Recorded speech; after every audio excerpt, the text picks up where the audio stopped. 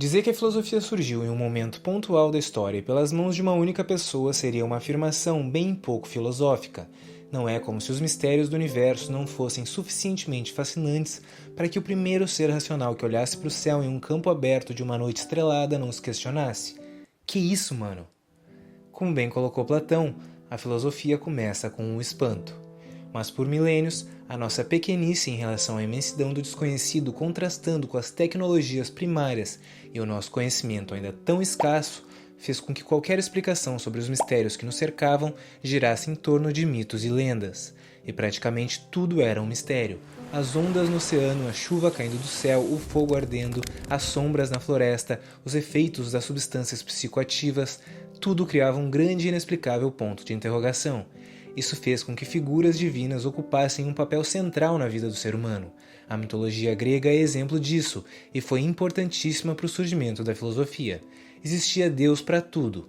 Poseidon, deus dos oceanos, tempestades e terremotos. Éfeso, deus do fogo e dos metais. Dionísio, deus do vinho e das festas. Afrodite, deusa do amor, da beleza e da sexualidade, e assim por diante para cada fenômeno que precisasse de alguma explicação. Pode parecer um pouco absurdo para os dias de hoje. Temos os avanços da ciência, a alta tecnologia, que no futuro não vai parecer tão alta assim, o pensamento crítico, os anos acumulados de conhecimento. Mas pense bem, não é como se boa parte das pessoas ainda não recorresse a figuras divinas ou algum tipo de mito para responder tanto as perguntas que seguem sem resposta, quanto as perguntas cujas respostas já existem. O ser humano nunca lidou bem com o desconhecido e não tem lidado nada bem com as respostas inconvenientes que vêm surgindo. O papel da filosofia é olhar por trás do véu da ignorância e do senso comum, é não ter medo nem de fazer perguntas assustadoras, nem de chegar em respostas desagradáveis. Mas não foi da noite para o dia que a filosofia surgiu, foi um processo gradual de construção racional. Mesmo assim, por questões práticas de aprendizado e por acontecimentos históricos suficientemente importantes, delimitamos um marco específico para o começo da filosofia ocidental.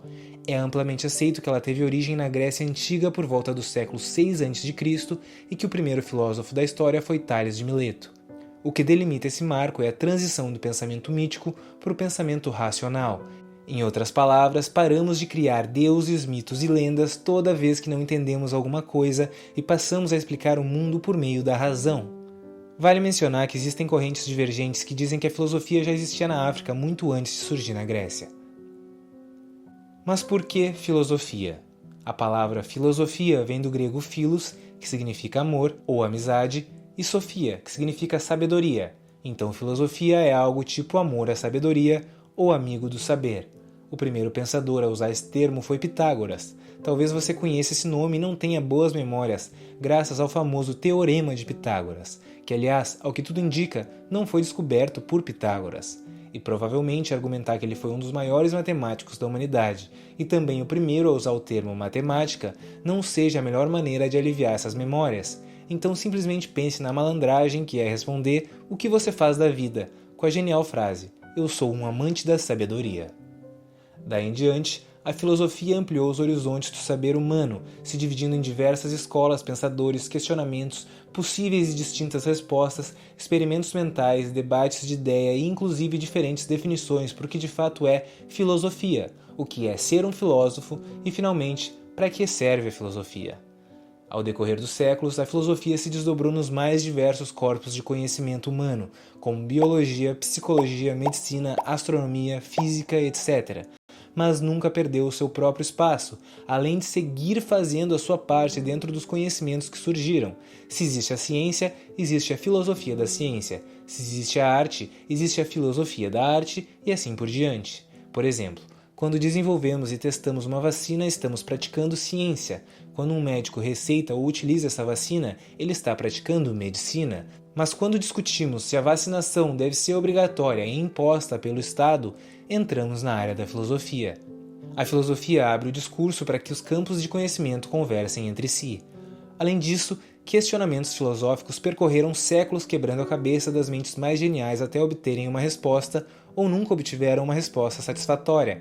Paradoxos seguem sem solução, novos paradoxos surgem, e toda vez que expandimos o nosso conhecimento acerca de um tema, surgem consequentemente inúmeros novos questionamentos. Quanto mais sabemos o quão pouco sabemos. Ainda assim é comum perguntarem: para que serve a filosofia? Isso é mais ou menos como perguntar para que serve a vida. Existe alguma finalidade em viver? Existe alguma diferença em não viver? Deixando crenças religiosas de lado, a princípio parece que não, mas talvez as duas perguntas mereçam uma investigação mais profunda, uma investigação que só pode ser feita por meio da própria filosofia. A filosofia, o amor pela sabedoria, existe dentro de nós desde que nascemos. Quando ainda bebês, olhamos o mundo maravilhados, exploramos, descobrimos, experimentamos. Ao decorrer do nosso amadurecimento, desenvolvemos a cognição, aprendemos a raciocinar, questionamos incansavelmente, temos sede de conhecimento. Acumulamos bagagem intelectual para, a partir dela, resolver problemas, chegar às nossas próprias conclusões e aprender a viver.